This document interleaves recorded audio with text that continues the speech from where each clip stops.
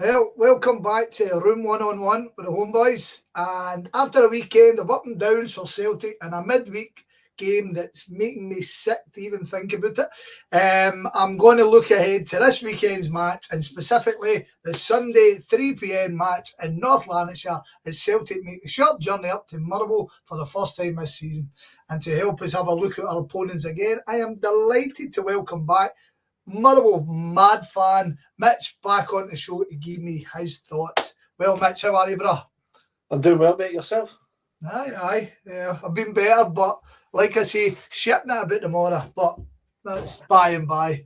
Right, you know the script by now. This is the first meeting of the season, so we'll look back at last season. We'll have a wee chat about that, then we'll get rattled into what's happening this year, right? So, Stuart Kettlewell, who expertly settled the team after replacing the disastrous Stevie Hamill short stint in February of the year, started his first pre-season as well, boss. After the 7th place finish, the team, of course, would start the season in the League Cup groups, paired with Elgin, Queen of the South, Queen's Park, and these 5, 3 wins and a draw. Extra point for the penalty win over Queen's South meant that Motherwell comfortably came out of the groups in top spot, 3 ahead of Queen's in second place. This meant that Well travelled to St Mirren Park in the middle of August, and early Caelan Stephen Boyd Munch goal was enough to take the win and end the competition for the Steelmen early doors. League-wise, a decent start was then followed by a disastrous spell. 3 wins and a draw from 4. Then seeing 9 losses and 6 defeats from the next 15, meaning that after the 2-0 home defeat by Rangers on Christmas Eve, Motherwell sat in 10th place on the same points as 11th place St Johnstone and sitting awfully close to the relegation playoff place, with Livingston 4 points worse off. However, a 3-1 win over Livingston in the next match put further distance between yourselves and the West Lothian opponents. Now, the rest of the season wasn't great, but it was certainly an improvement.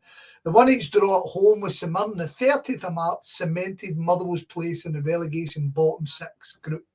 And as the season finished with 3 wins, 3 defeats and a draw, ultimately the Steelmen would finish the season comfortably away from the relegation spots, finishing the season with 38 games played, 10 wins, 13 draws, 15 defeats, 56 goals scored, 59 conceded, -3 goal difference, and 43 points on board, sitting in 9th place. 3 points behind Hibs in 8th, and importantly, 8 points ahead and a 22 swing on goal difference ahead of St Johnstone and 26 of Ross County in 10th and 11th places. In the Scottish Cup, a 4th round win at home versus Alloa 3-1 was followed by a poor 2-1 away defeat by Morton in early February, and like that, the Cups were done for the season. Right, so thoughts on the season? Disappointing, I would imagine. Yeah. I would like to hear your opinion of that kind of sticky point that I spoke about there. Was there talk about getting shot at the manager? Yeah. Theo Blair had a fantastic season and probably, from looking at it, made a huge difference, him and Blair Spittle. So, thoughts? So, we finished the season before Kettlewell came in from Hamill, finished reasonably strongly that season. So, we went into the new season, modest expectation. Started off reasonably well, but as you said, if you look back at probably any poor Motherwell season, we always go through a really extended run of little to no wins. And I've got a running joke just now with some friends that, we're probably due to hit that point any time now. And losing on Saturday there probably wasn't ideal. But traditionally, we always have a really tough spell, and it quite often can coincide as we approach into that sort of winter period. Yeah. If I'm honest, fair weather team, is that what you're saying? That's what it is. Summer football. We need to get that summer football kicked off.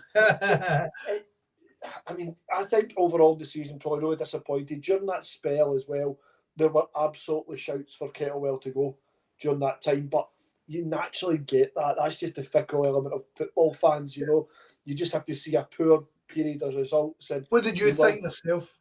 I wasn't quite there yet, right? Because there was still signs. Even during that time, we were probably picking up points with late goals.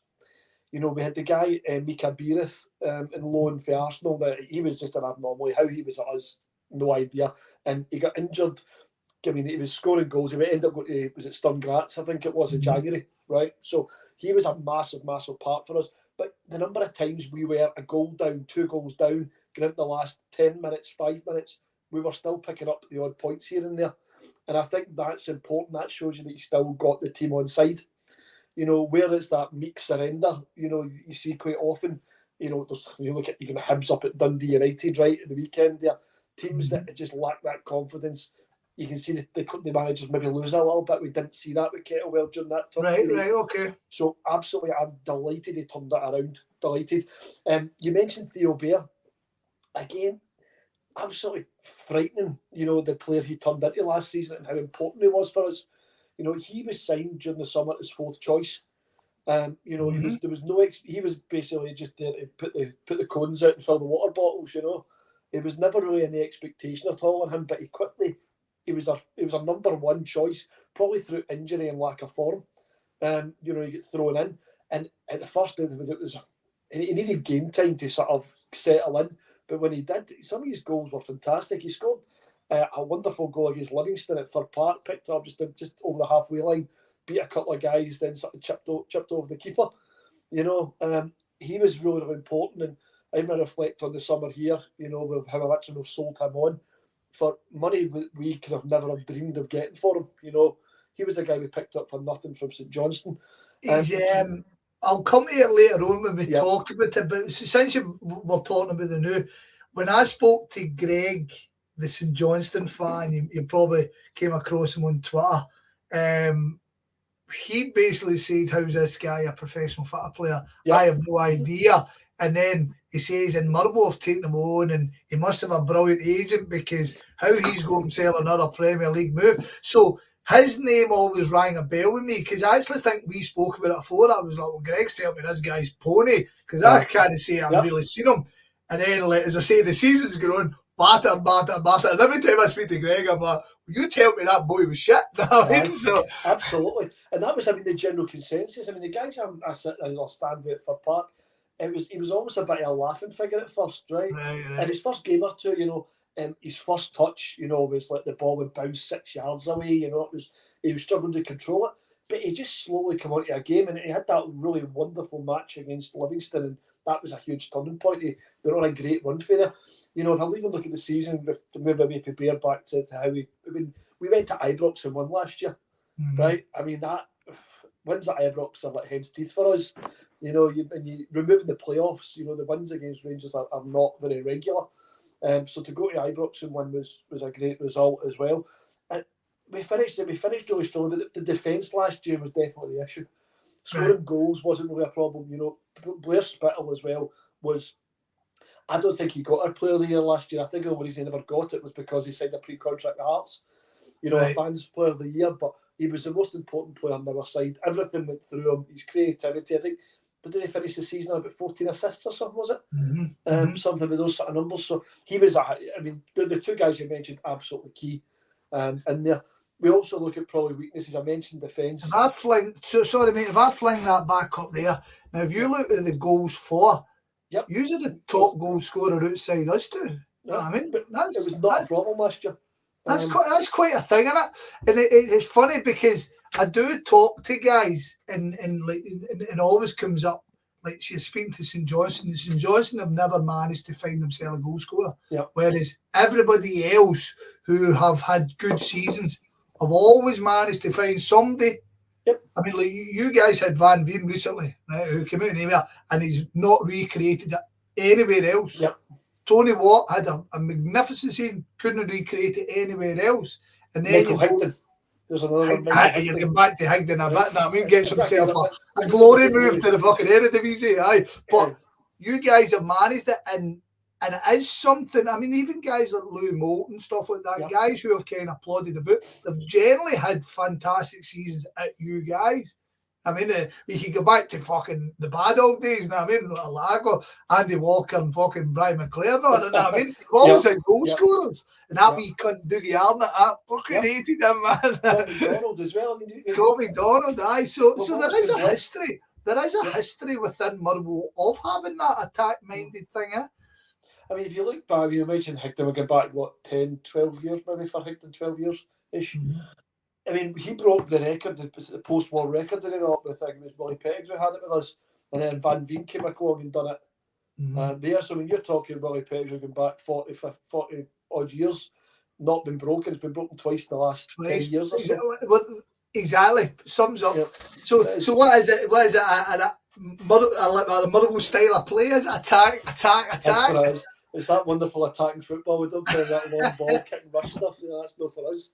I don't know. I mean, it is luck. I mean, there's loads of examples. Van Veen, the purple patch. We'll call it a purple patch because you look at all his career, always been a bit of a maverick where he's been and stuff like that, but a genuine out-and-out goal scorer. And he hit that form as well. I mean, some of the goals he was scoring was just incredible. He was. He ragdolled your defensive party. Absolutely. Was that guy exactly? There's an example of it there as well.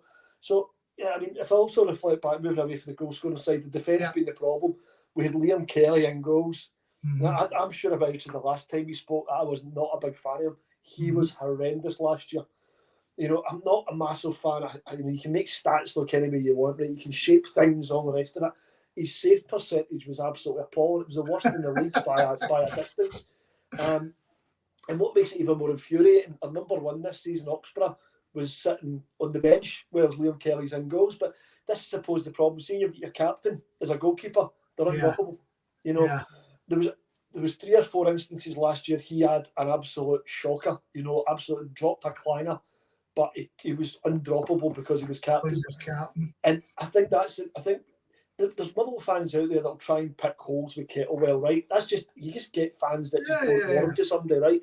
And that's something to reflect back on. But why was this guy's come in this year? He's been absolutely outstanding. Won our Player of the Month last month. 8 games. He's been great, really impressive.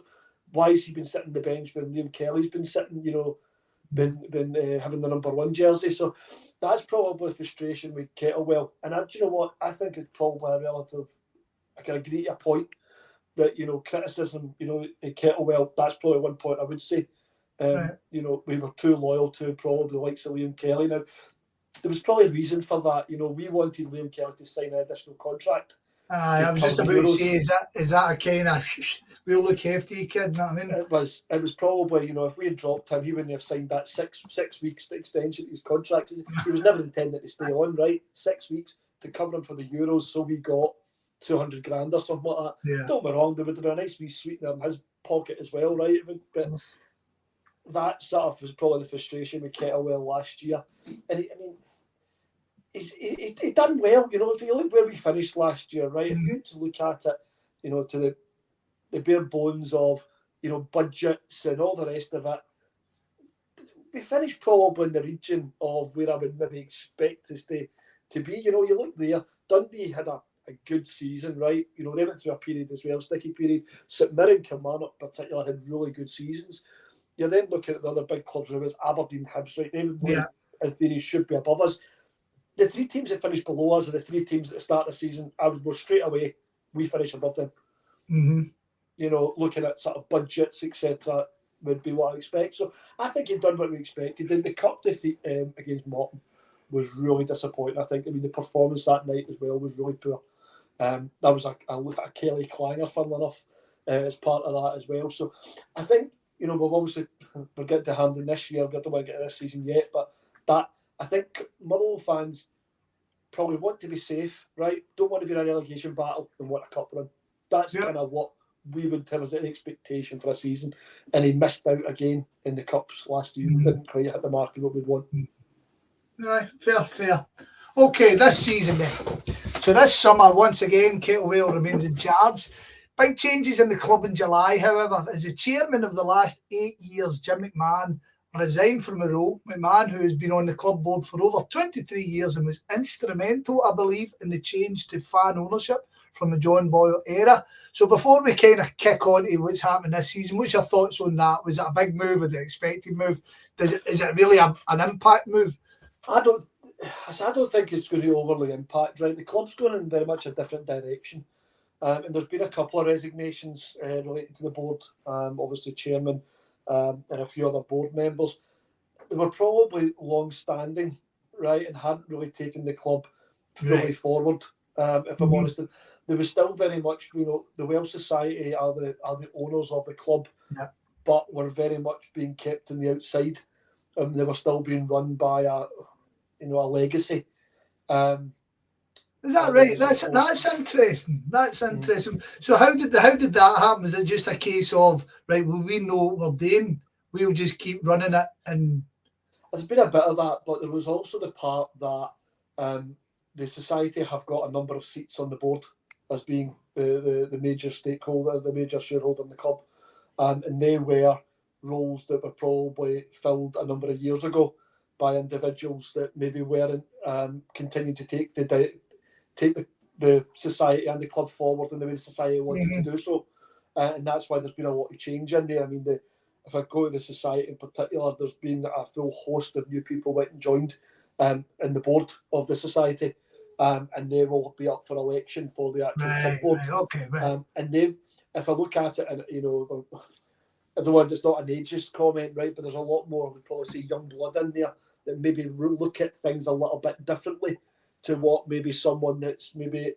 in the older generation that maybe, okay, they might come with a number of, a lot of sort of business background, right? And these people are obviously very intelligent. They've run successful businesses, but the football's changed. What fans want has changed. And I don't think that the board was really taking that forward in the way that they would probably, the modern football fan would want them to be. The new society guys, I mean, I've got a couple of mates on there, right? So that's good, that's excellent. And maybe, I maybe edge towards that because we share similar outlook to what my sort of mates are sort of looking to do there. But it's really positive. They're in there trying to do different things, really taking it back to the community again. Out there for the cup game a few weeks ago, back to the old flyers through the doors of the local houses, right? It's incredible. On the day of social media, we're obviously still doing all that stuff, but it was actually quite refreshing to see, the foot soldiers out in the streets and stuff. It obviously drummed up our biggest attendance since Panathinaikos in the Champions League qualifier, which is going back to, the Higdon and McCall era. So it's fantastic, mate. Fantastic. That's great to hear. It's great to hear. I mean, I was talking about Gavin from the ABZ, the Aberdeen podcast last week, and I don't know, you never ever want to come across as patronising when you kind of wish Scottish clubs the best. Do you know what I mean? Because Celtic and Rangers fans can, and they cunts can talk for themselves, but I know Celtic fans can be, it's good be, but you want all the clubs in Scotland to get on and the whole stature to come. But see, the community stuff, that's class. I mean, I know firsthand with the Motherwell, with a lot of my family from Motherwell, and I know all the stuff you're doing. So hearing stuff like that is brilliant. As you say, the old heads, you can't dismiss old heads, but they need to appreciate and bring a young team on and let the new ideas. I mean, the world's changing, isn't it? It's changed a lot. There was one part I never mentioned there. I think it's probably the most important part. A number of those, and the chairman in particular, were trying to force through the move of this outside investment. And if we actually looked at the terms of what that outside investment was, it wasn't favourable for the club, right? If you wanted to look at the headline figure, what was it, 1.7 million, was it? Right. I'm going to drag you back 2 seconds. You back 2 seconds in this chat, because I think we touched on this before, but we never. So give us some context to what we are talking about here. As it sits now, the Motherwell Society are the majority shareholders. Majority shareholders. So basically a fan-run club at this point. And as you say, it's got. And there was a fella who was very well in with Netflix. He was looking to invest into the club. He wasn't looking to get control. Is that correct? It was a bit grey, if we're honest. I think it was. Right, you take it for there. Right. So he wasn't looking for a majority share. I think he was going to take up, a large percentage, which would have resulted in the society no longer being majority shareholder. Right. Okay. Right. So number one straight away. So that's it. So that's concern number one. That means that the future of the club is out with the fans, the society at the end of the day, right? Big red flag. There was also into the contract where he had, I think, his number of board seats also was actually made up the majority of the board. So, well, that's how we actually like. I think there was 3 plus a self-appointed. He can self-appoint somebody else. So they then resulted in any decisions going on a majority basis in the boardroom going in his favour. We then go to the financial part of it as well. I can't remember the figures off the top of my head. I've got 1.7 million over. Is it over 6 years, right? That rings a bell. Yeah, it wasn't staggering money considering what you guys have brought in recently transfer wise. Exactly right. So you're talking, not a lot of money, right? A few $100,000 a year investment, right? You've got the argument he might have brought some different outlook on how we can maybe improve certain things. Coming from a social media, Netflix, type of background, whatever it might be. It wasn't the right move. But I think these 2 of the gentlemen in particular that have left the board in the last couple of months have both were heavily involved in trying to push that through. Now, whether that to be a legacy of we arranged X investment into the club before we departed, etc., but it absolutely did not safeguard the long-term stability of the club. And you've touched upon it there. We then went and sold Theo Bear for more than what this guy was going to invest over 6 years. Yeah. It's another point.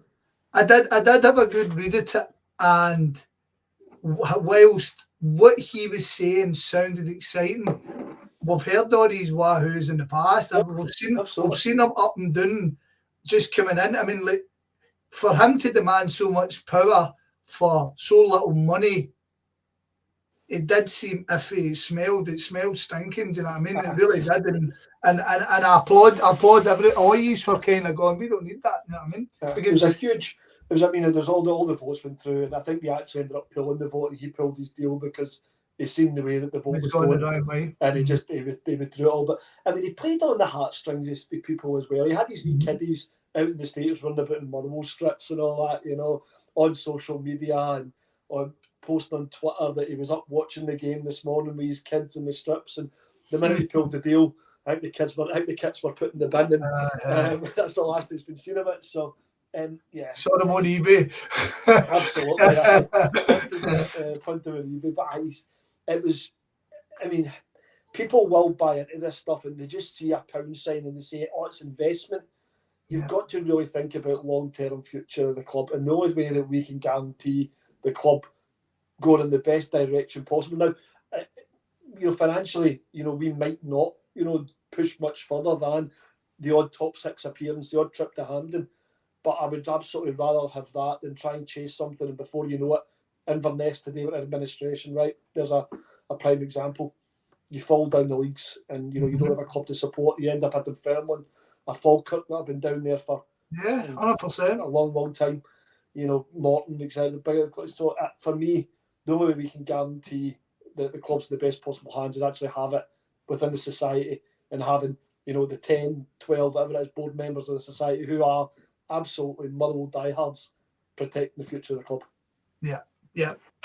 I agree. Well done. That was good. Right, now, you can, I see you've got a wee pint there. You might as well can enjoy that. We'll start. It's a juice these days, unfortunately. It's a cider. It's a Tuesday night cider.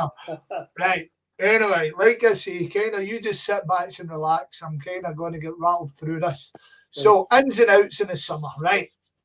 So, permanent outs first. 23-year-old Dubliner central mid Ross Tierney ended his spell with the club, returning to his first club Bohemians for an undisclosed fee. Callum Elliott, 25-year-old New Zealand fullback, returned home himself in a free transfer to Auckland FC. Ricky Lamy left for Ross County, again on a free transfer. Bevis Mugabe, the 29-year Ugandan defender, again in a free, joined Anorthus Famagusta. Defensive mid Barry Maguire joined Hamilton a free. Callum Butcher departed the club and as yet hasn't secured the move. Jonathan Albika, the striker, after a year at Motherwell, decided football wasn't for him and retired at the age of 34. Scotland international keeper Liam Kelly, of course, saw his extended contract and rejoined Rangers. Blair Spittle, who agreed a pre-contract with Hearts, departed the club at the end of the contract. And the big one, as we spoke about, Theo Bear, who made most of his 1 year at the club, joined league-owned side Auxerre for a fee said to be around €1.9 million. Quite a return after signing him on a free from St Johnstone the year previous. He scored 15 goals, 6 assists in his 41 games for the club. Loans: Ollie White, Matthew Connolly, Luca Ross, Max Ross, Mark Ferry, Brandon McDermott, Dylan Wells all secured half-season loans to Cowdenbeath, East Kilbride, Arlington Athletic, Albion Rovers, Bonnyrigg Rose, Broomhill, Edinburgh City, respectively, while Filip Stuparevic, the 24-year Yugoslavian forward, signed a season loan with Morton. Inns: Andy Halliday completed his free transfer move from Hearts after the loan spell last season. Sam Nicholson, former Hearts winger, was signed up on a free after joining on loan last season from Colorado Rapids. 29-year-old has 2 spells in MLS, sandwiched between a spell with Bristol Rovers. Northern Ireland centre-back Kofi Balmer was picked up for an undisclosed fee from Crystal Palace. Tom Sparrow was signed in a free agency after his release from Stoke. The 21-year-old Welsh midfielder had previously been on loan with Hamilton. John Koutroumobis. Good enough. A 26-year-old Australian fullback was signed from Perth Glory at the end of his contract. Ross Callaghan, again was signed at the end of his deal with Ross County. The 31-year-old midfielder was injured for the whole of last season. Another freebie was Zach Robinson, a 22-year-old English striker. He previously had 2 spells with Dundee on loan from AFC Wimbledon. The aforementioned Stuparevic was picked up from Domzali on a free before his loan move. Liam Gordon joined in a free from St Johnstone. The 28-year-old centre-back played 37 times for the Perth side last season. Stevie Snedden, 26-year-old left-back, was signed from Oxford United again after his contract end.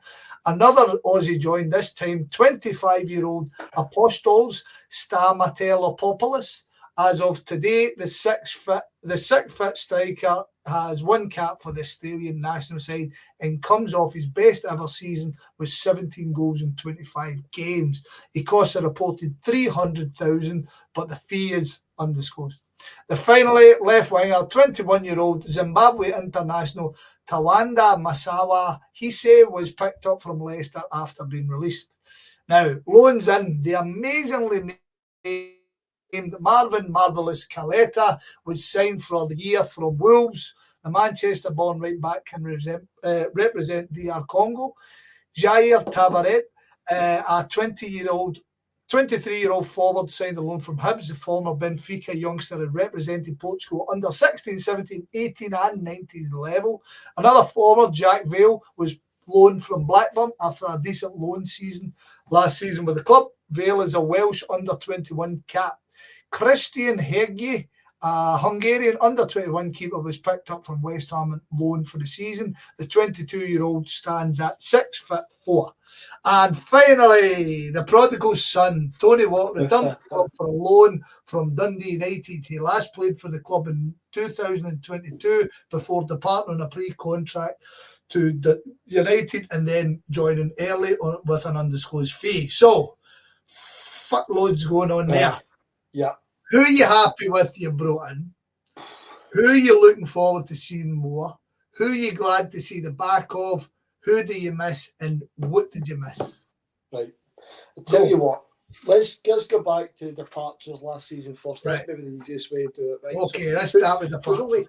There's only 2 players in that list of departures last year that are even remotely missed, and it's Theo Bear and it's Blair Spittle, right? Right. The rest of them, thanks very much, on your way. No any Ross Tierney, I remember his debut. It was his debut against us, and I remember him coming in just a wee midget guy and battered us, and then he just disappeared. I think he went alone last season, did he? Down at Walsall. He went to Walsall last year, and I think he started off well and then fizzled out again down there. I just don't think he was going to make it. I just don't think he maybe had it, which is disappointing. I think he was well thought of in Ireland when we signed him, but it just never really worked for him. He never really got a run of games. He was always sort of thrown on for 10, 15 minutes here and there. So Theo Bear, but I mean, I think we were all actually in a strange way happy that he departed, right? Because the fee we received was just ridiculous, right? For a guy that we picked up for absolutely bugger all 12 months before and had probably going to result in that purple patch we spoke about earlier, right? It's the perfect what's the philosophy for Scottish football? Yes. If you can get somebody, get him on his feet, get him to fuck. I mean, Celtic Rangers are not fucking any different. How many guys, Kyle, Know what I mean? Oh, what a player he was. You've got him 3 years later, you release him on a free. Do you know what I mean? You're fucking... Sorry, crack no, on. it's bang on. You're absolutely bang on. It's we're selling people at the right time. So Theo Bear, as much as everyone would say, we could do with something that scoring regularly, right? No, you're fine. You sell 1.9 million euros reported at the time. So absolutely ridiculous. Blair Spittle was a really important part last year, and I think we probably really still miss a Blair Spittle in the team. He is someone that we absolutely would have loved to have kept, but we can't compete with Hearts, right? $2,000 at Motherwell, what's it, $5,000 at Hearts, wouldn't it be, right? Pulling the figures at my arse, right? But I know, you probably know far off. Probably no million miles away, right? So, massive, big loss. Happy to see the back of Liam Kelly. Absolutely delighted. Even funnier that he ended up back at Ibrox, right? I think that's wonderful. And it's the fact he had opportunities in the Scotland squad and stuff like that at Motherwell. He's picking up scalps in his ass area. It's not even bitterness that he's went to Rangers, right? I'm delighted to see the back of him, right? Because it was mistake after mistake. He was undroppable. He was our highest paid player, I believe, as well. He was our captain. We shouldn't. Maybe I'm old fashioned. Our highest paid player shouldn't be our goalkeeper. Right? It's your striker, right? Realistically, that's generally who it would be. For a team of Motherwell, absolutely would be. He did not contribute anywhere near enough last year to justify top earner at the club. So absolutely. That's hugely interesting. That's hugely interesting because he I don't know. He's very well thought of in the press. He does not. I mean, you're quite literally the first guy I've heard criticise him. Admittedly, I haven't spoke to many Motherwell fans about him, but you're the one, and like he was an international. He's going to be signing for Rangers. Because Celtic were linked with him and stuff like that, and I just presumed that he'd been doing the job. Do you know what I mean? And you're telling me he had a really good period when he first joined us, right, under Alexander. Alexander brought him in on loan and he got him permanently for QPR. And his first 6 months on loan, he was actually very good, right? I mean, it was excellent, right? And then he had sort of the next season, he was all right, and it just fell off the cliff.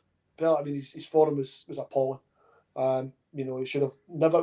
There's actually a bit of a running joke. Somebody told me that they were arguing with a Hearts fan, before they came to the Euros last year, and I think they thought Kelly was better than Clark, and we were going, no, Clark must be better than Kelly.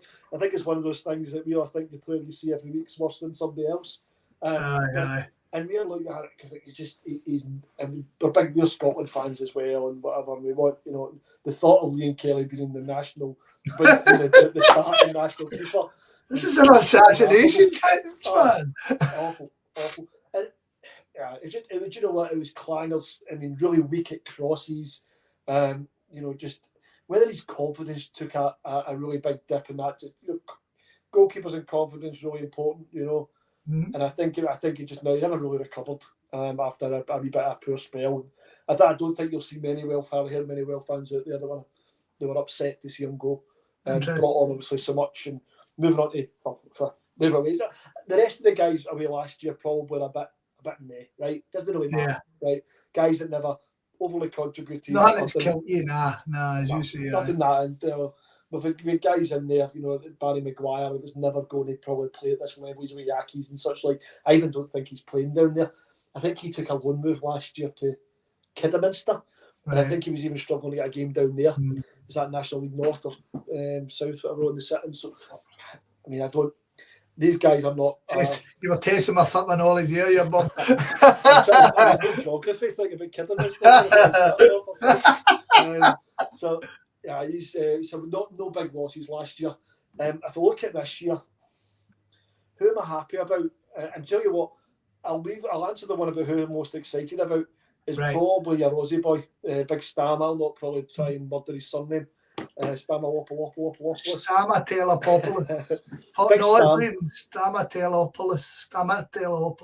He's just known as we'll call him Stam. We'll go with Stam. That's what he's known as, very Big Stam. So he's been really unfortunate that he's been injured on and off since he's joined us, and that's actually probably a list out of the people on your list there you mentioned that signed. He is the full, but half of that list have been injured. For periods of time already this season. So there's a lot of them that we've seen very little of. So unfortunately, I'd say he's the one I'm probably most excited about. Obviously, comes with a wee bit of expectation because of the fee. Yeah, Reported, undisclosed, but 300k was the chat. That's a lot of money for us to be fucking out. Yeah. So, and the early signs are reasonable. He looks a wee bit different, if I'm honest with you, from what I've seen. I mean, he's only been playing in spells, because he keeps picking up injuries. But he looks just a wee bit different, maybe a wee bit more of an old school striker rather than more the modern day. We are playing it maybe into his head a wee bit more, but he looks like he's got a bit about him. Strong. 6 foot's not the biggest for a striker. He's not a short lad, but he looks quite strong, nice touch. Even if you're playing it into his head, to his chest, he's got a bit about him, and he's got a really good reading for sort of arriving at the right time into the box. Perfect. Yeah. So he looks like he could be a good player for us if we can get him firing and playing regularly. He went off at half time on Saturday. I think he ran down the tunnel and what the hell's going on? I gave the shits. I think that actually was the diagnosis. So hopefully that's not one that keeps him out for too long. But I would say he's probably the most exciting without getting into obviously the Lennon Miller because he's not a new signer. Maybe I don't think we touch on we'll come to him in a second. I've had to look at who else am I pleased about in there. I like the boy Gordon we got for St Johnstone. I think he's been really good. And a good Scottish Premier League player. Aye, and you know what? That's what we need. If we having guys like him around, Paul McGinn around, right? These are guys that know the game inside out up here. And Gordon's been good. And he's steadied things up in there. So he's been certainly a welcome addition. We've also brought the goalkeeper up, which from West Ham on loan, this Hungarian under-21, and he's meant to be really well thought of in the game. And I think West Ham ended up recalling him because we've happened to find Aston Oxborough, the backup to Liam Kelly, who's been absolutely tremendous. He's been brilliant. Hardly put a foot wrong. Great penalty save the other week there against St Mirren. But even out with that, great saves at Easter Road as well. Good win there. He's been probably, I would say, up to now, one of our best players. So it's been good. But also you mentioned about Balmer that we brought in. It's Coffee Balmer. Wait till you see this lad. I suspect he'll play on Sunday because of injuries to Paul McGinn. The lad's got a long throw, a Rory Delap-esque throw. Aye, I saw Halliday chatting about it the other day. It's quite a weapon, to be fair. I mean, the accuracy is not great. You need the players in the box as well, but it just causes a bit of chaos. It's amazing how much chaos something like that causes. Defences is up. They just don't expect that. They don't know how to deal with it. The angle it comes in. So that's a wee bit interesting. But it's a good tool as well. To get us out. If teams, you get throw-ins, at the edge of your own box, he'll hit the halfway line, no worries. So he's not. I don't think he's the most gifted footballer though, from what I've seen.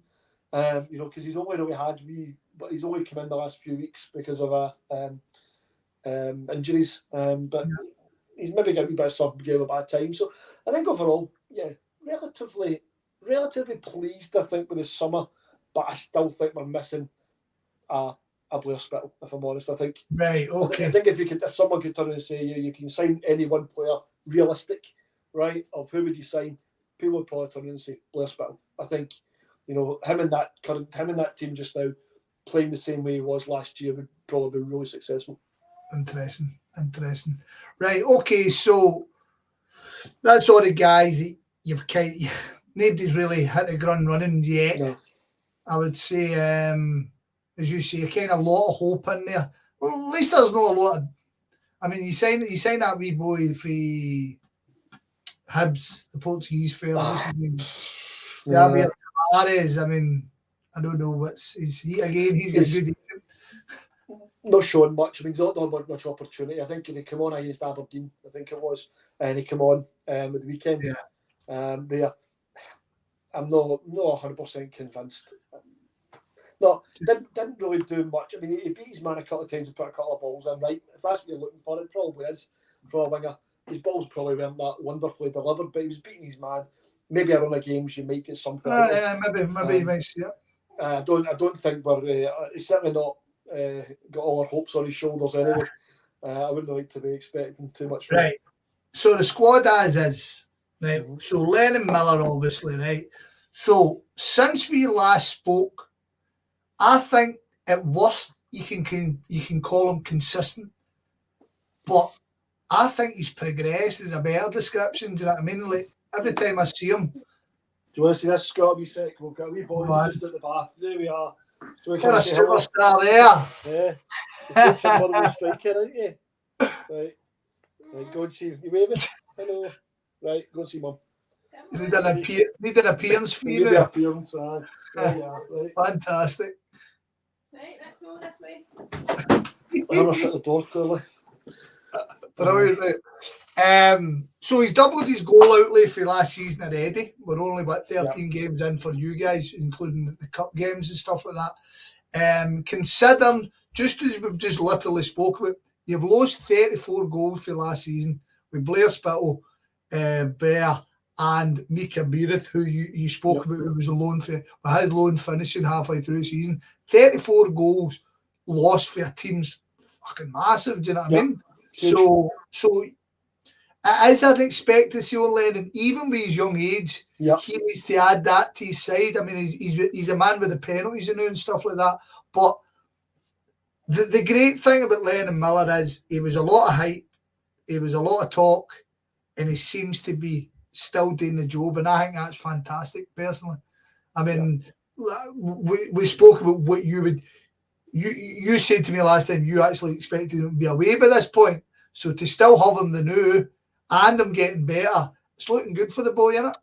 It is. This lad, and you try not to get too excited, right? Because when Turnbull came through at Motherwell, right, that was probably our best talent since Phil O'Donnell, right, that we brought through. This lad here, again, he looks beyond, the likes of what Turnbull showed. You've got to bear in mind, this lad just turned 18 a couple of weeks ago. I think it was a few weeks ago. He looks incredible. He looks so mature for his age. And I think it's really important that he's getting game time though. And I don't think that he'd have developed the same way. There's a former peer of his that departed to go to Ibrox, the boy Bailey Rice. With Miller coming through the groups, he's away playing what the B team of ever has at Ibrox and hasn't developed the same way that Miller has, because Miller's had opportunities from the 15-year-old. He made his debut, was it? He was a regular on the team probably when he was 16 years old or 16 and a half year old. So he looks special, right? But people are getting a wee bit of needing to add goals to his game, which he has done. Where I think he's best. He's not an attacking midfielder for me. I don't think. I think he's better. I mean, he can play. I still think he's a little bit. He's probably better holding a bit more. I think his range of passing is excellent. He brings the ball. Sorry to interrupt you. A holding in the modern day of a holding, because I think sometimes people think of a holding midfielder as a defensive midfielder. No. Thus being a destroyer rather than a creator. I mean, he looks to me like a deep line playmaker more than anything else. Do you know what I mean? That's a better way of putting it. I mean, I think this lad has absolutely got it. I would like to see him go abroad and follow the Ferguson path. I think that would maybe suit his game a lot more as well. I think he'd develop a lot more. I suppose, man, out with us getting the fee that we need to get from our generational talents, my biggest fear is that he goes out down south to a team and just gets swallowed up with other guys his age. I mean, he's strong, right? But see, when you compare him probably to guys his age down playing with his Premiership youth setup, he's probably quite in the slight side, because these guys are absolute units. They're almost bred that way. It's interesting to take that point, right? So Lewis Ferguson was a very, very strong player. I always felt in Scottish football terms, and that's what allowed him. He'd a set of boys on him. Didn't care who he was up against. And I always liked him because of that. I don't think there was any ever chance of him being allowed to come to Celtic personally, but that's just my right. I just don't. I would. But a guy like Lennon Miller, right? So the association because of the clubs with David Turnbull, right? And I was reading a forum just yesterday, and they were asking the question, why did it not work with David Turnbull? And David Turnbull was a quality player, quality on the ball, didn't have pace, didn't really have dig. Now, I don't know if you watched it. Celtic get destroyed after Borussia Dortmund. and their midfield. Like, I watch Borussia Dortmund regularly, and guys like Can, I see him bullied in games, but against us, he looked like a monster against our midfield. So it's interesting you bring up Lennon Miller. So what does Lennon Miller need to do to make that? Is it a case of move to a league that suits him? The Serie A, for example, maybe? Or is it a case of bulking up? I think it depends where he goes. To be honest, I think it depends where he goes. I mean, the technical ability is fantastic. He's strong on the ball. His eye for a pass is wonderful. I mean, his all-round game. His all-round game is very, very good. He's adding goals to his game. He's taken, because he's been asked to play a wee bit further forward than probably what he was initially this season. He's starting to have, shooting from the edge of the box, so from distance and such like. So I think it depends. I do think if he goes down south to, I'll just say Crystal Palace or whatever it might be, right? I do think that when he comes into, probably under 23s or whatever it is, I think you'll find the lads are they've probably focused more on the physicality element. These lads have, been through that system, built up to the right level that they're happy with. I don't know if they would maybe struggle in that environment. I don't know. I think he would be more suited going to something maybe like a Serie A, which of course that's still very important, that part, but they would maybe focus on these technical elements of his game. It's a really interesting chat, I think, because the great thing is the McTominay impact, and McTominay is a very strong player, but look at Gilmore. Yes. I mean, see when Brighton were looking at O'Reilly, I was all for Celtic signing Gilmore. Again, I don't think there was any ever chance of him coming, but I was like, see, what a fantastic player that young fella is. Yes. And I love the fact that he's getting. Conte spoke about he struggled at first, but he grew into the game. And then you've got like Hickey was already there, obviously, and Ferguson's there. I think it's actually a good avenue for him to go, because you don't want to lose him the same way like Turnbull. I mean, I keep up to date with Turnbull, and Turnbull has just been swallowed up by that leak. Do you know what I mean? He's just gone. And so it's something, and I hope he's getting the money. He's a due for him as well. That's the big thing. No, I mean, he's out of contract not summer coming, but the following summer. So he's got just under 2 years left. You're probably taking prime time unless he signs a wee extension. He's only 18. That's the thing we told him here, right? He seems to have a relatively. His father seems to be probably guiding him in the right path. I don't think they're in any hurry to go, but I think it's going to reach a point, maybe not in January, but certainly next summer, that the club are probably going to have to do a bit more pushing unless he signs a deal, because we need to get as much as we possibly can from the best talent that we've produced in a long time. So it's a difficult, maybe get a wee bit to the itchy time. I think if you like, January could be if someone comes in and tests a resolve on it. But I mean, there's rumours going out there, right? I'm taking it with a pinch of salt. I would like to think we would be talking round about the Turnbull money, which was very good for us, $3.5 million, I think it was. See, that's what I had $3.5 million in my head with add-ons. And I think that's. You hopefully want to get something like, remember the boy Ramsey, Aberdeen? Something like that he went for. I mean, and you would definitely want that sell-on as well, wouldn't you? Absolutely, the sell-on's huge. I mean, you look at how much you've benefited to Celtic a big time from it, but we had to punt Lennon Miller. Just let's just say £4 million, right? We got a really good deal out of it with 10%. I mean, there was chatting Lewis Ferguson going to Juventus service or not in the summer. He's done his ACL, but they're talking that could be like £20 million. That's an extra Aberdeen fans are busting. But I mean, they've had huge sell-ons and stuff. So I think it's really important that, and Motherwell have always been really good of adding on a sell-on. We've actually had players we've released with a sell-on. John Thomas rings a bell to Kilmarnock, but we want to cash in that because he's kicked the ball with Queen's Park now. But we've always been very good at protecting potentially a future income, or future return, if you like, on it. So I think if we to get something in the region of £4 million, I think we would all be relatively happy with that. But the boy, it's definitely an interesting chat. I mean, because if he keeps on doing what he's doing, you're talking about getting him in the Scotland squads. You know what I mean? At 18-year-old, and when it becomes an international, Scotland might be honking, but Scotland are playing the best in the world now. We're not Absolutely. playing. We're not back down playing Azerbaijan and all that. We're Yeah. playing. I mean, we're getting beaten. Everybody's cracking up, but we're playing the best in Exactly. the world. You know what I mean? I wouldn't be shocked. I wouldn't be completely shocked if you get called up in November for the November international. That's only a few weeks away. Yeah. I wouldn't be absolutely gobsmacked if he get called up. Do I think he'll feature?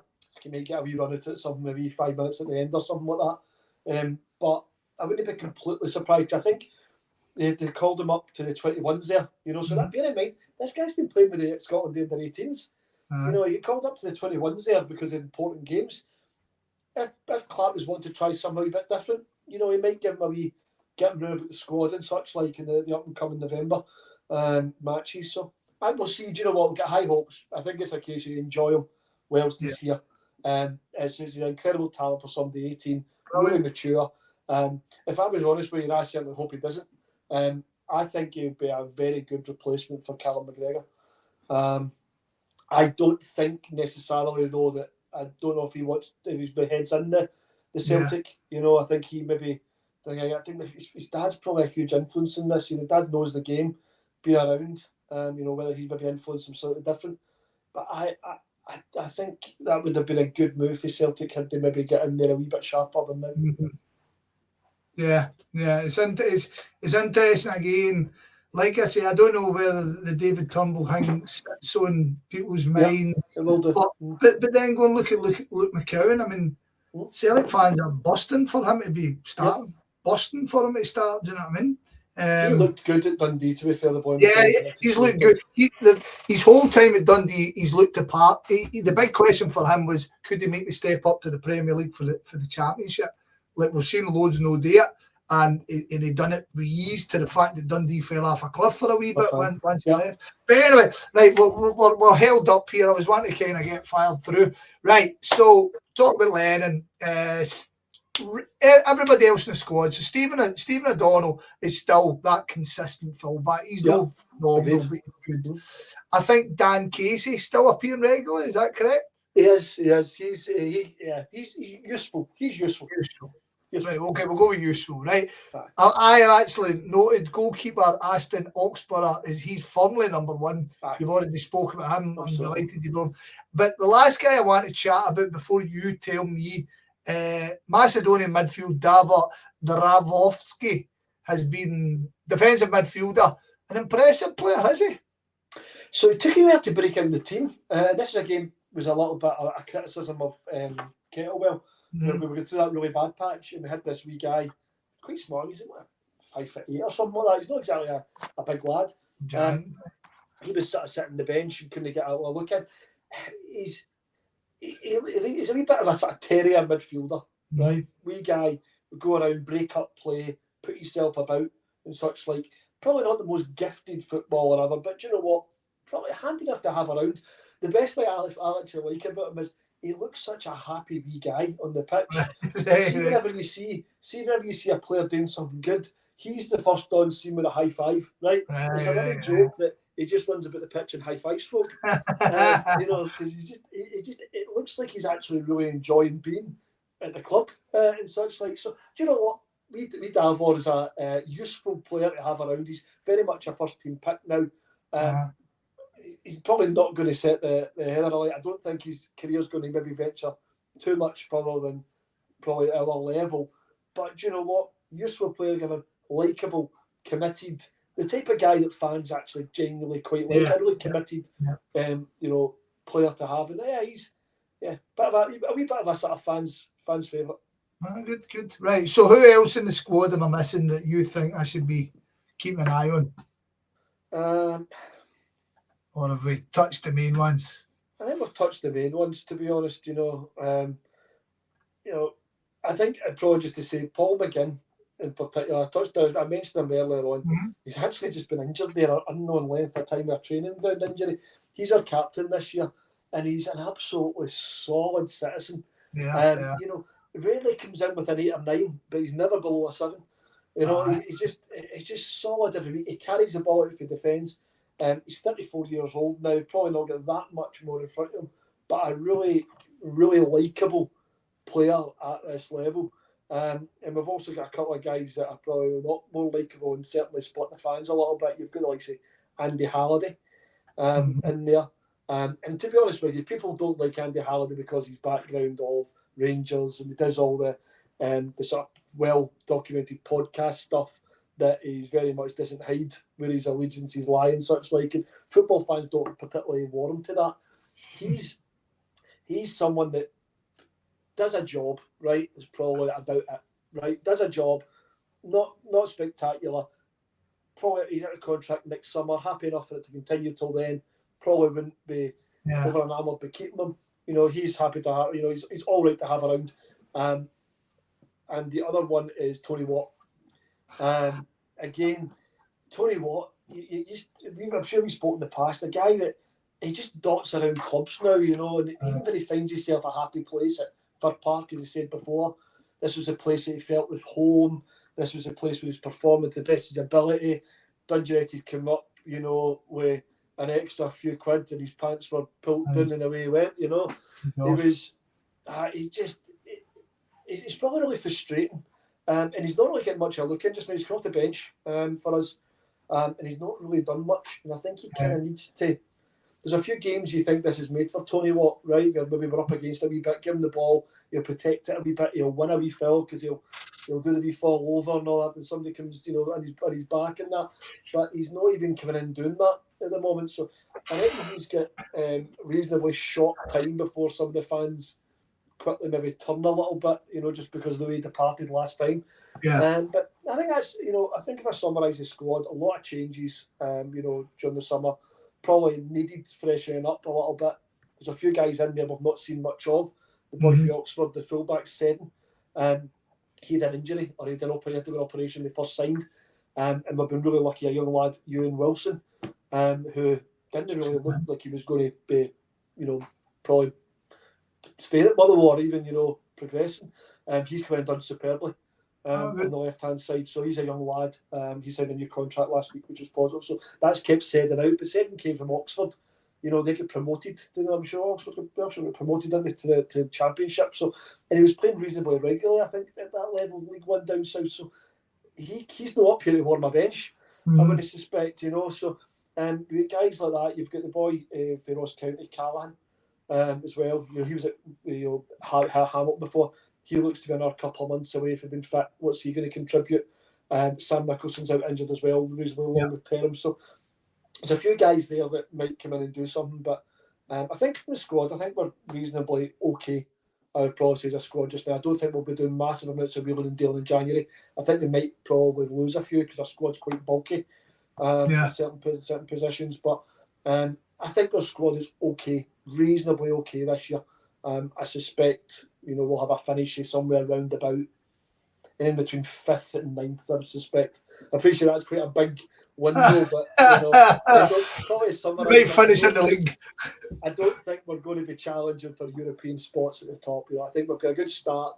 I don't think we'll sustain We'll come at that at the end. No, to finish up in the squad chat, for what I see, I mean, come back to the Andy Halliday thing. Andy Halliday's a solid Scottish football player, a Scottish Premier football player, and he looks after himself and he works hard for the team. I can't see why you'd moan for him. I mean, I remember watching him for Hearts at left back against us at Parkhead, and he was best player on the pitch. You know what I mean? And then he pops up. I mean, I think he scored a goal recently, a fucking world day for Edge of the Boats, getting called out, and then he scored that one the other week against Hibs. So, I mean, he's contributing. I can't see why anybody would moan about him fucking past or whatever. But I don't know, it just looks like to me your squad, you've got a whole bunch of guys who are ready to step up and make an impression. Do you know what I mean? They're kind of just waiting in the wings, ready to go. But, right, so this season, in the League Cup groups again, right? So you had Edinburgh City, Montrose, Clyde, Partick Thistle. 3-0 home win over Edinburgh, followed by an away 1-1 draw with Montrose, 5-4 penalty extra point win. A 3-1 win over Clyde and then a 0-0 draw with Thistle, but going down 3-1 in Penn. So Motherwell finished top of the pile, a point ahead of Partick Thistle in qualification to the second round. A 1-0 extra time win over Kilmarnock put you through the quarterfinals. another home tie, and then another 2-1 win against Dundee United. A late Lennon Miller penalty, winning the tie after ex-Well forward Louis Moult was his own late goal equalising. That sets up a 3rd of November tie with the Rangers at Hampden. League-wise, open with a 0-0 home to Ross County, a narrow 2-1 defeat at Hampden again versus Rangers. 2 great wins, a 3-1 win over Hearts at home, and then a 2-1 and away 2-1 win over St Johnstone. Aberdeen snatched a 2-1 win at Pittodrie, but then another 2 wins. 2-1 win over St Mirren at home, and then a 2-1 win over 10-men Hibs, that aforementioned Aldi Halliday winner. And then on Saturday, a pretty disappointment 1-0 defeat to Dundee at Fir Park.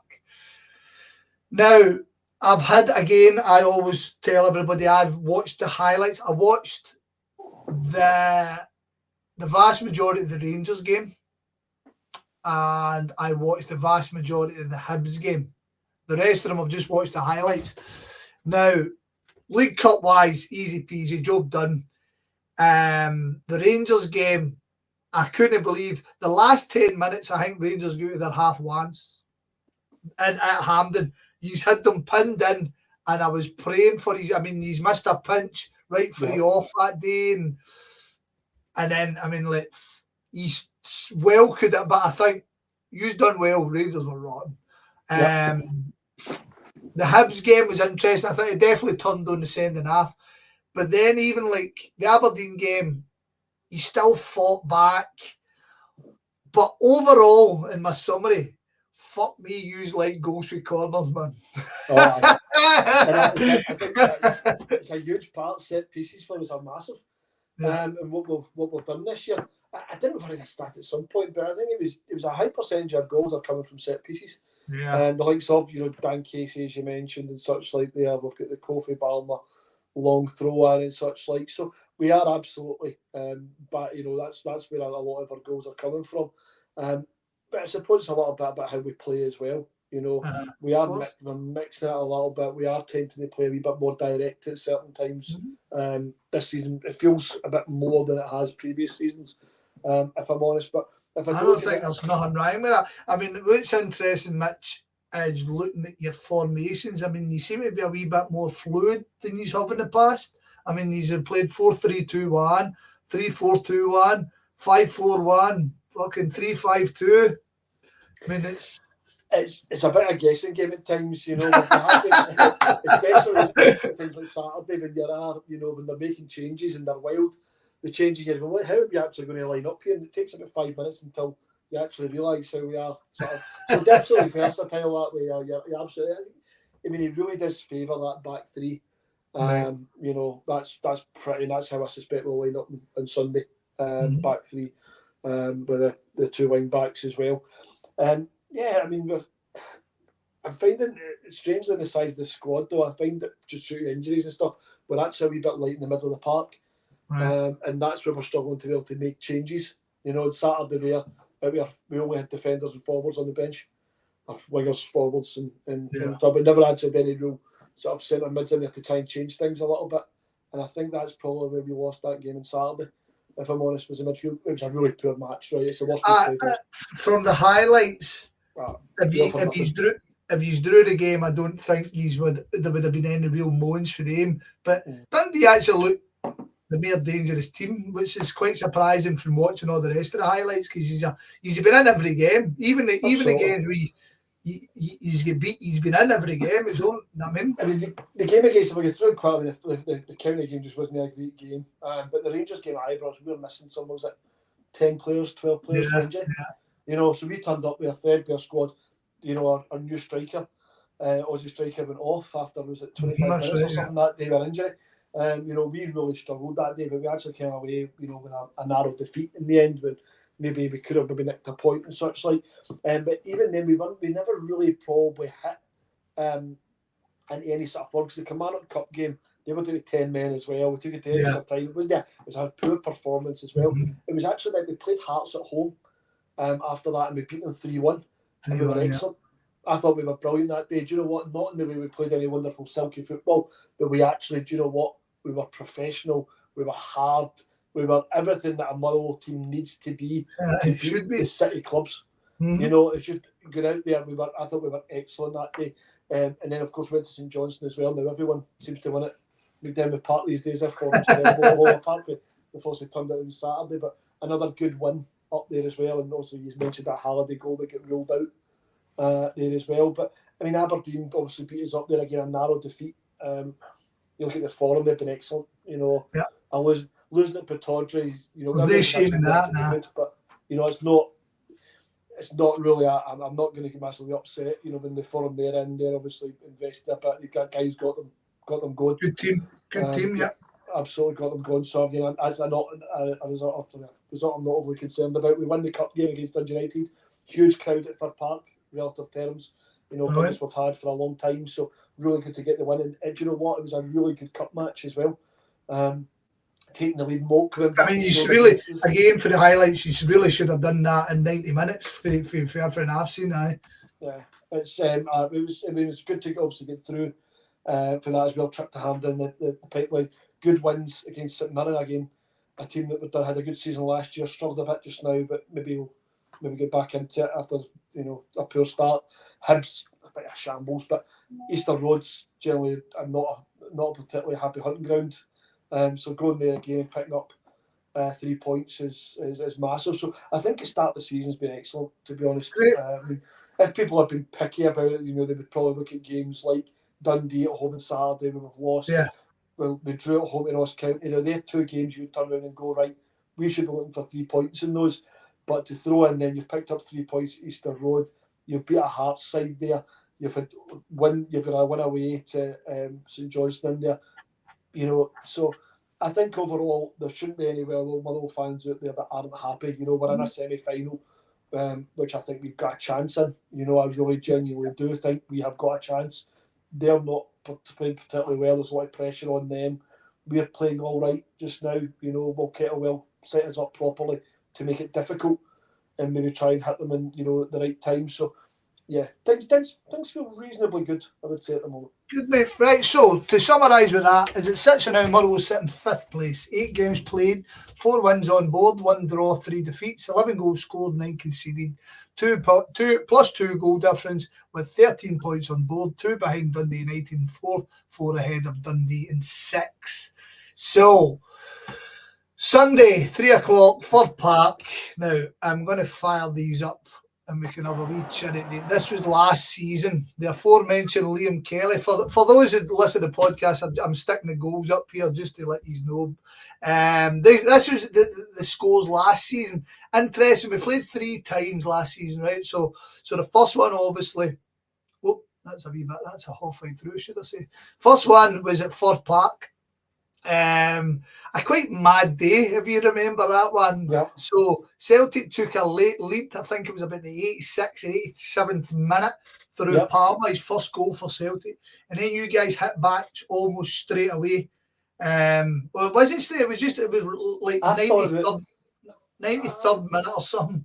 It was definitely injury time. Yeah. Yeah, injury time. I think you've won it, and our fans who jumped on the pitch. And then your fans jumped on the pitch, and then Matt O'Reilly steps up and scores a late winner, and your fans run on the pitch again like dafties.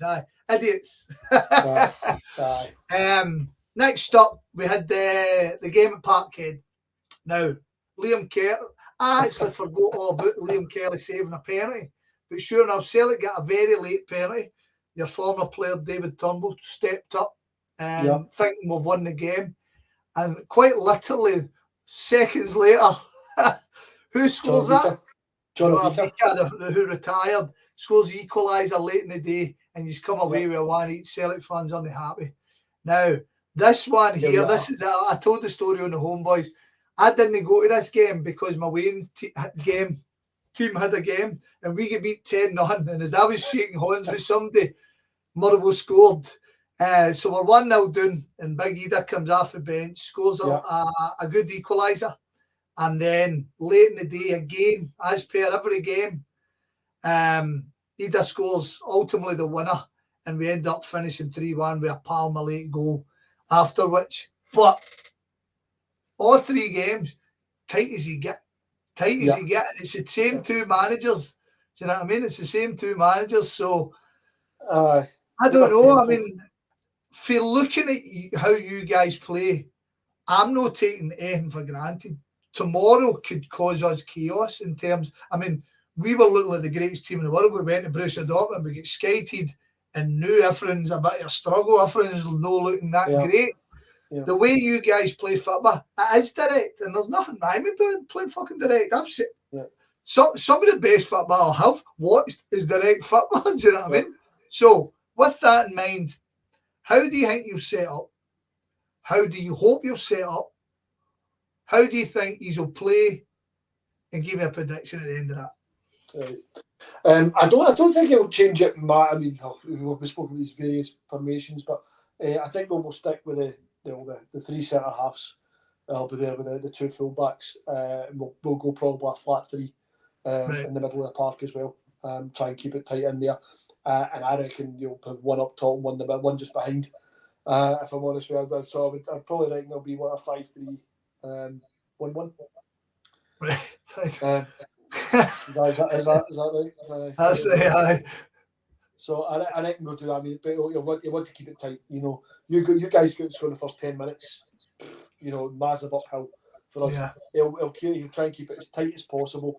Try and get set plays are going to be huge. You've said that. You know, the goals we've scored this year will be huge. I don't think we want to make it overly pretty either. I mean, I hope the likes. I mean, you showed that clip there. He did come in off the bench. Yeah. He caused us all sorts of trouble, by the way, when he came on that day. He absolutely. I mean, you could see even early doors. He was to get called off. I mean, at a point, I think he got called offside, but I mean, he bullied us. He was in there just bullying our centre halves, and I really hope I don't see much of him on Sunday. If I'm honest, you know, I don't want him to go up against them as well. But I think it'll be reasonably direct, play on set pieces, keep it tight as long as possible. And do you know what? Maybe have a bit of a go at it. Yeah. I always say these games do not define our season whatsoever. No, these are bonus points for us, right? You know, when Celtic, you know, either at home or your place. I would love to turn around and say we'll come out and play free-flowing football, attack to the one goal, and really make a good game of it, right? We do that, you know, 9 times out of 10 we'll get on an absolute spanking, right? 5 or 6 if we come out and try that. So I hope we come out and keep it reasonably tight, but I hope we have a go at the right time. I hope, you know, 20 minutes, see if we're level with 20 minutes to go. Do you know what? Have a go. You know, make Nick a go, make 3 points. That's kind of what I would hope. What my expectation is, I reckon we'll probably lose 2-0 or so on Sunday. I'm not particularly positive looking at these games. I don't enjoy these games. I think I've said that to you before. I don't enjoy when you know, you guys come and visit, or you know, the other mob across the other side of the city. I don't enjoy them. I have quite literally told you I'm fucking watching them all from behind the couch.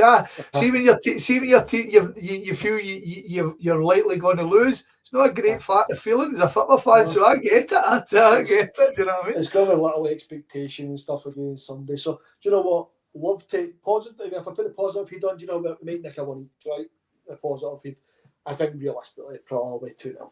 It would, you know, you talk about coming out and playing. It would be madness to come out and play if you go and even look at what happened last season. Do you know what I mean? Last season is exactly what you've got to do, really. You've got to keep it right and then go for it. And Kettlewell seems decent at it. So yes, that's expected. Right, okay, so we'll finish off. We're on the home straight here. What's the hope for the season? And with regards to the Motherwell Society thing, or the Welsh Society, what's the long-term hopes? So, hopes for the season, love to get to a final, and hopefully... I'd love to see you there.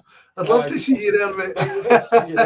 Let's see you there. So, love to, I mean, you know, probably, you know, best we could hope for. I'd love to win a trophy, right? That's what we set out. You know, I'd love to win the cups, right? Realistically, we've made Hampden, that's your bar, right? That's your minimum of what we'd expect a cup run. You know, we expect a cup run a season. Get to Hampden probably ticks that box of a cup run. Love to get to a final, and then who knows from there. League-wise, probably somewhere. Realistically, I'd love to finish fifth or sixth. I think would be a really decent season. Yeah. You know, I think, you know, top 3 are going to absolutely go, right? So I mean, you're looking for 4th down. Probably somebody will, you know, come through. Challenge Rangers for 4th, is that right? That's challenge Rangers for 4th. but I think realistically, 5th, 6th, 7th would probably be a relatively decent enough season. 8th or 9th, Yeah. It was probably more a case of, I don't really think we're going to challenge for the top 4 spots, and I also don't think we're going to probably be relegated either. But saying that, looking at the table just now, you don't have an outstanding candidate for 12th at the moment. You don't have a Livingston. No. You don't There's have no Livingston there. There's no wee side. I know there's not any lesser side you think they'll get cut adrift. So you might find that teams will potentially slit each other's throats when you start to get to the split in particular. So I think it's really important that we don't end up in the bottom 6 for that reason. Because you could find it could be an absolute classic this year where all bottom 6 could be, in contention for. I know Kilmarnock won at the weekend there, even with Rangers' problems, quite surprisingly. But you're fully expecting Hearts now with the new manager, Kilmarnock, now that Europe's out the way, and you kind of you're expecting the guys to go back up. Hibs, are Hibs going to turn a corner? I don't think so personally, but I kind of see them troubling the bottom. And it kind of then you're running out of teams. Dundee United's having a strong season. Dundee's not having the worst fucking season so far. You guys certainly have had a decent start, but as you say, it definitely comes down. And I can then understand, see that 0-0 against Ross County. You start maybe looking at that a wee bit more, kind of going, fuck, that's a sore one. Do you know what I mean?